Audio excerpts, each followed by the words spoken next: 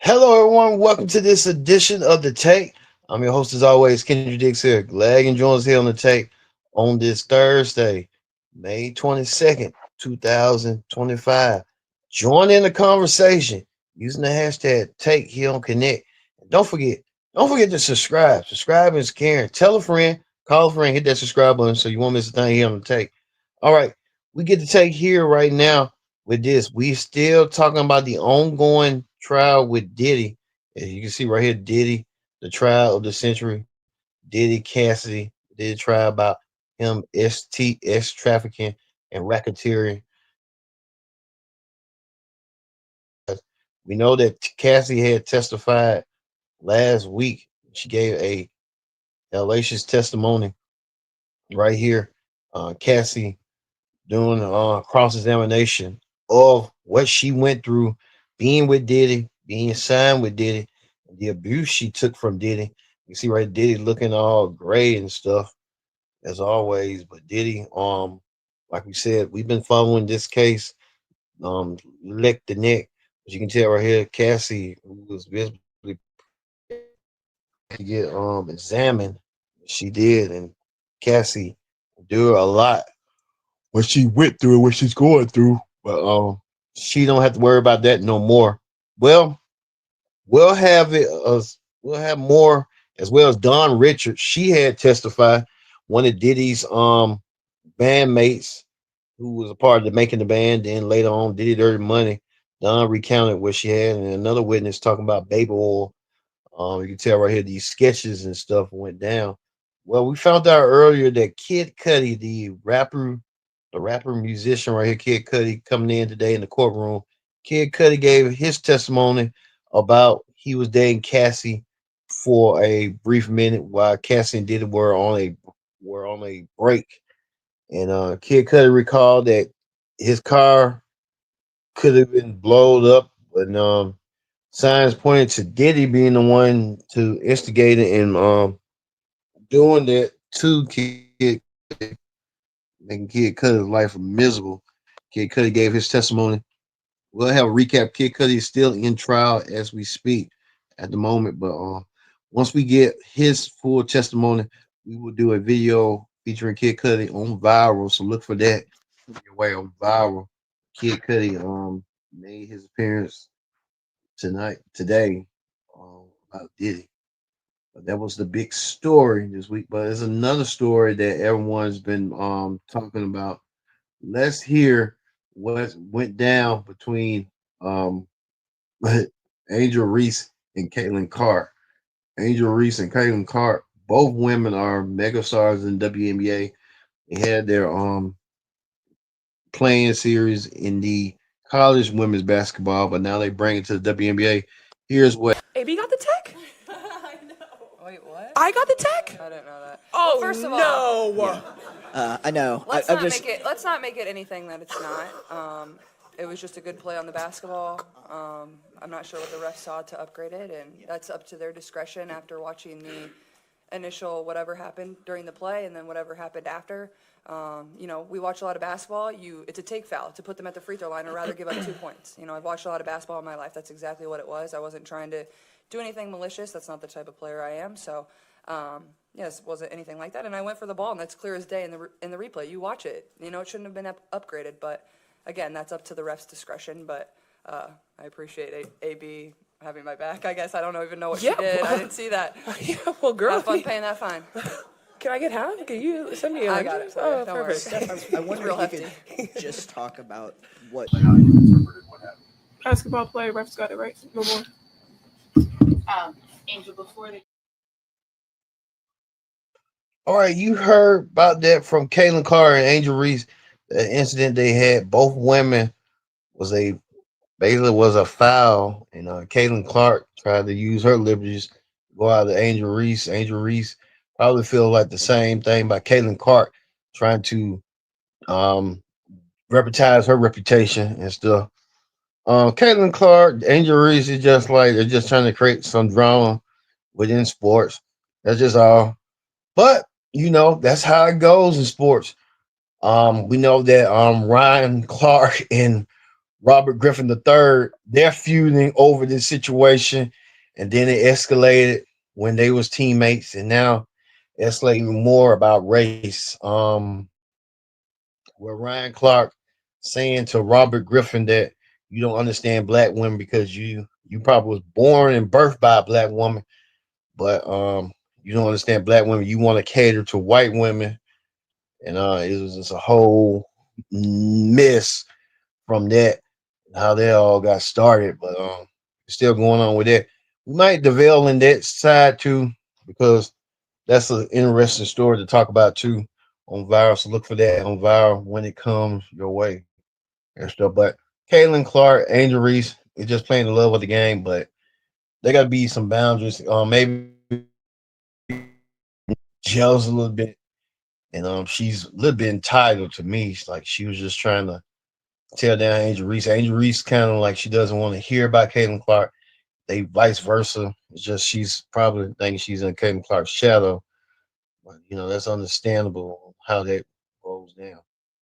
Well, we saw this right here. You might saw this in New Orleans. They captured one of these prisoners that escaped the jail with 6 others. As you can tell right here, this is the tape right here. All of them escaping the prison right here. Thinking they're gonna get for freedom and stuff. And looking right here, this is how they escape. I wonder how they escape like that. Man, that's just weird. And then saying right here, riding too easy, LOL. Oh man, what's really going on? But you can tell right here. That's some stuff right here. You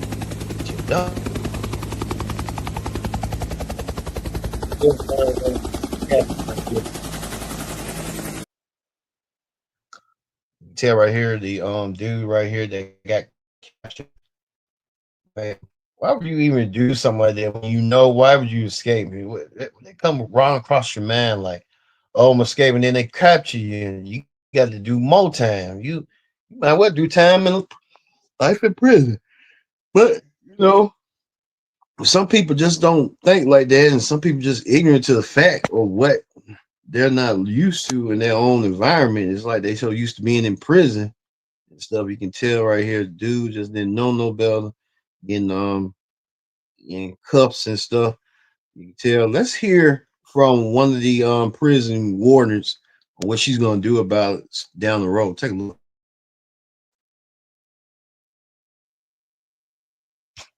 This facility was never designed to be a maximum security jail. It was built for short-term detention. Unfortunately, time and deferred investment have caught up with us all.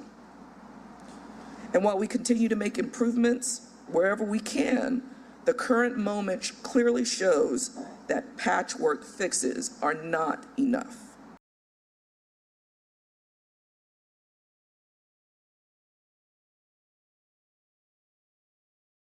This is the dude right here that led the prisoners to the escape, and he talking what was going on. They can't kill you and nothing like that or threaten you like that. Why would you even let them escape? And now you got to end up in the same boat like them.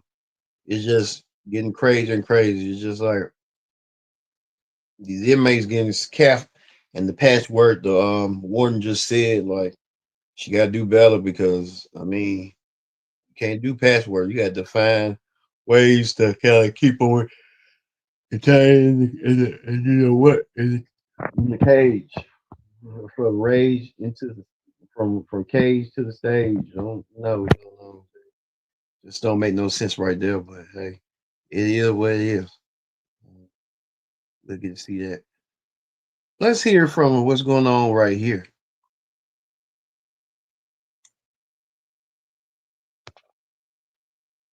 I feel great.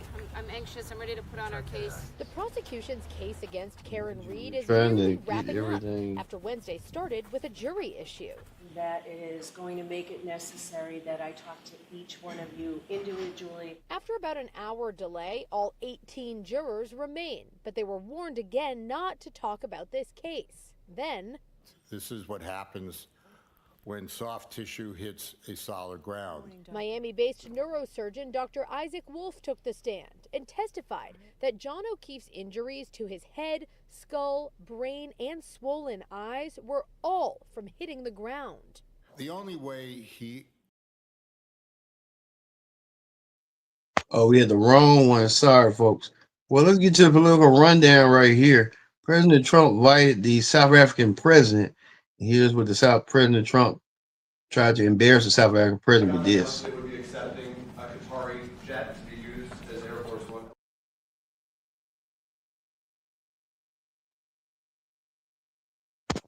Pentagon announced it would be accepting a Qatari jet to be used as Air Force One. What are you talking about? You know, what are you talking about? You know, you gotta get out of here. What does this have to do with the Qatari jet? They're giving the United States Air Force a jet, okay?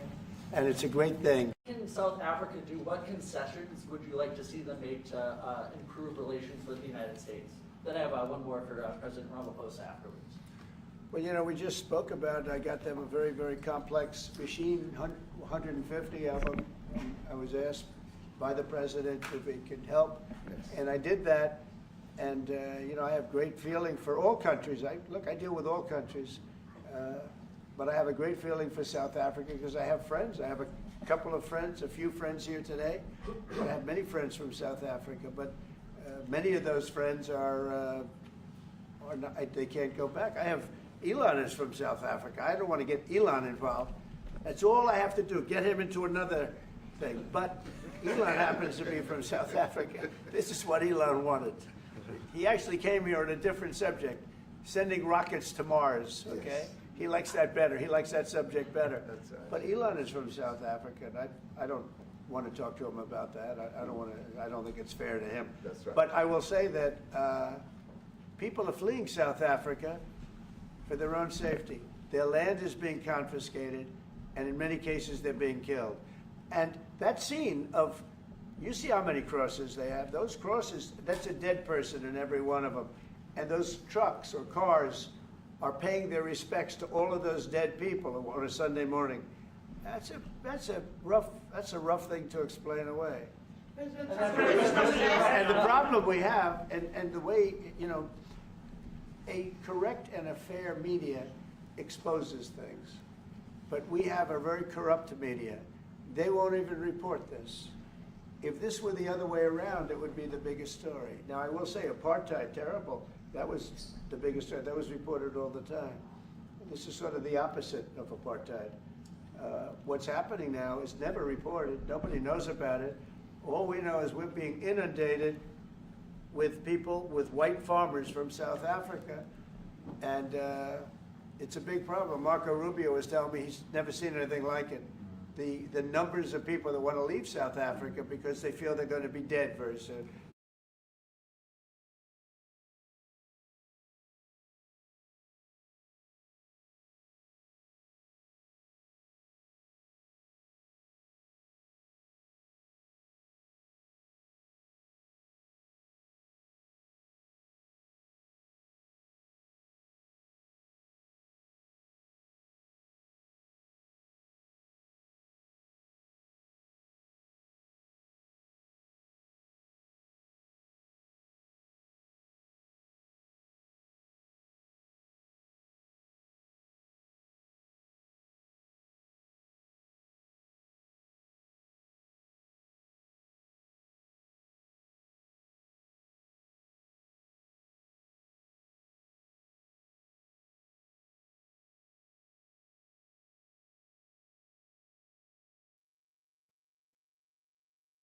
Turn the lights down and just put this on. It's right behind you. Johan. There's nothing this parliament can do. With or without you, people are going to occupy land. We require no permission from you, from the president, from no one. We don't care. We can do whatever you want to do.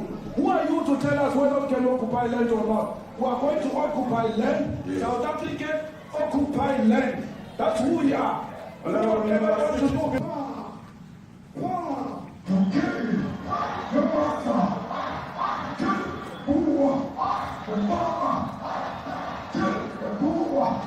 The man of D-Day in PE in the white man. So these people, when you want to hear. Now this is very bad. These are burial sites right here. Burial sites. Over 1,000 of white farmers, and those cars are lined up to pay love on a Sunday morning. Each one of those white things you see is a cross, and there's approximately 1,000 of them. They're all white farmers, the family of white farmers. And those cars aren't driving, they're stopped there to pay respects to their family member who was killed. And it's a terrible sight. I've never seen anything like it. Both sides of the road you have crosses.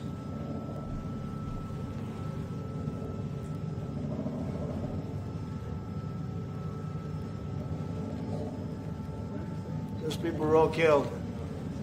Have they told you where that is, Mr. President? President Trump. No, I'd like to know where that is, because this I've never seen. Okay. I mean, it's in South Africa. That's We need to find out.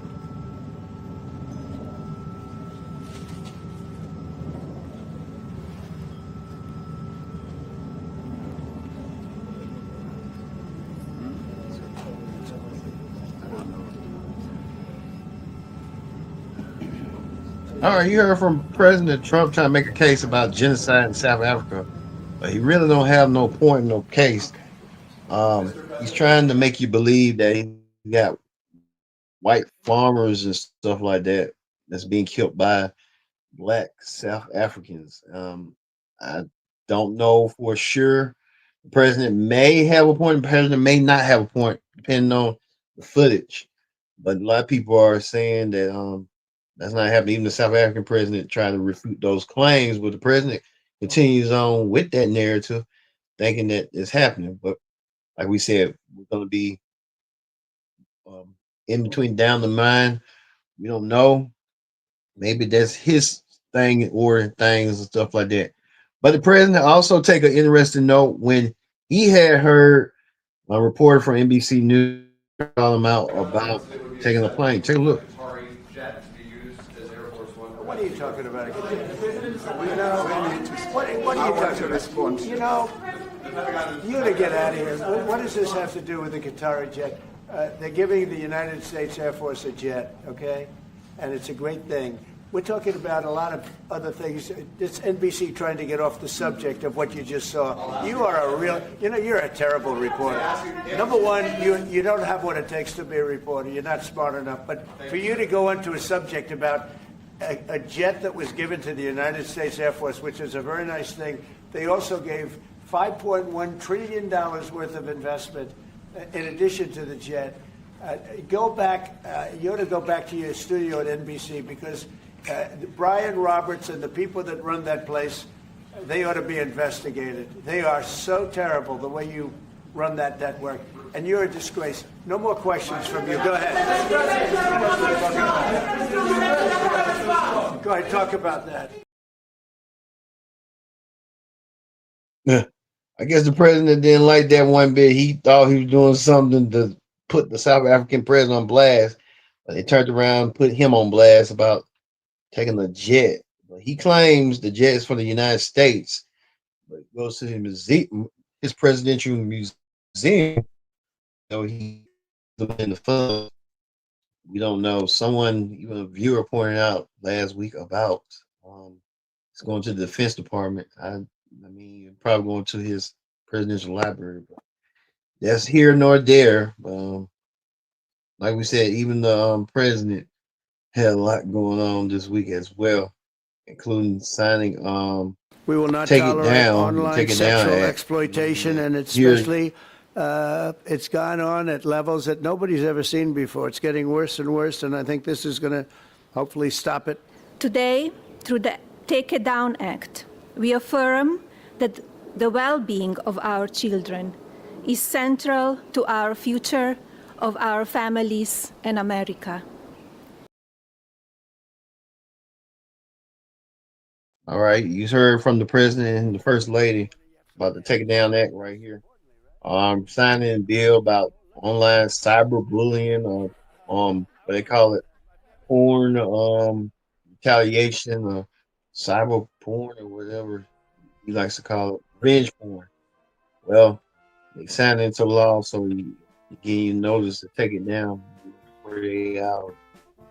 So the president signed that deal. Even got the One Big Beautiful Deal Act signed as well. So everybody happy amongst themselves. Well, before we leave here on the tape on our season finale, we want to show you this. The viral video of the week is the college graduate. Take a look.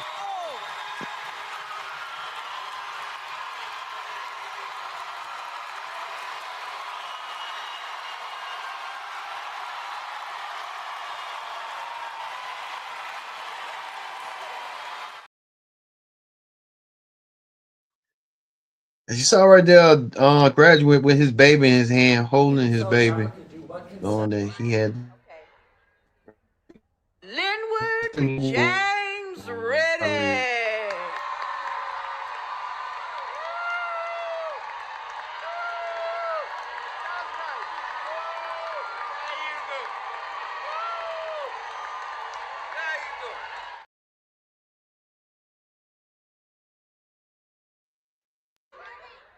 Gonna show that one more time for you, right quick. Linwood James Reddick.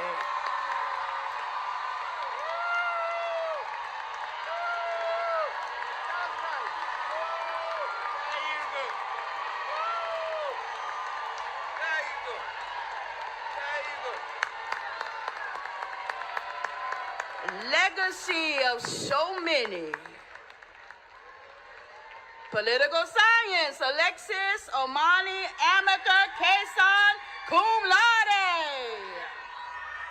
Sheldon. Mr. Riddick is a 80-year-old graduating senior today.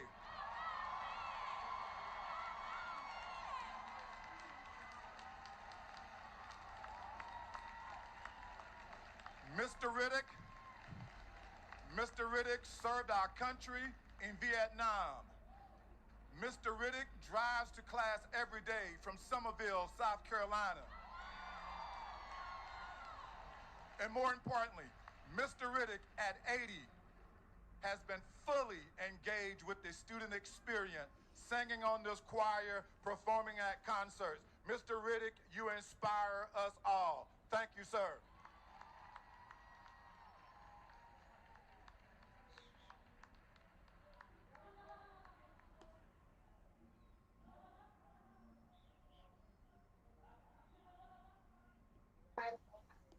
Congratulations to Mr. Riddick, 80 years old, being a graduate. He finally fulfilled his dream. Like they say, you're never too old to make it, and he did today graduate. So congratulations to all the graduates of 2025. This is an example of old, young, or in between, that you're never too old to give up on your dream. Just go out there and reach for the stars. That's all I can tell you. So, well, we're gonna do this. Leave it here on the tape with the season finale. We will be back sometime in August. So look forward to seeing us on the take in August. So for me being Kendra Dix, watch the tape. You can watch old past archive episodes, or just continue on watching Viral, our sister show, as well, to get more information on what's going on. So for me being Kendra Dix, saying so long. We'll see you later this summer around Labor Day on the tape. Here. See you later.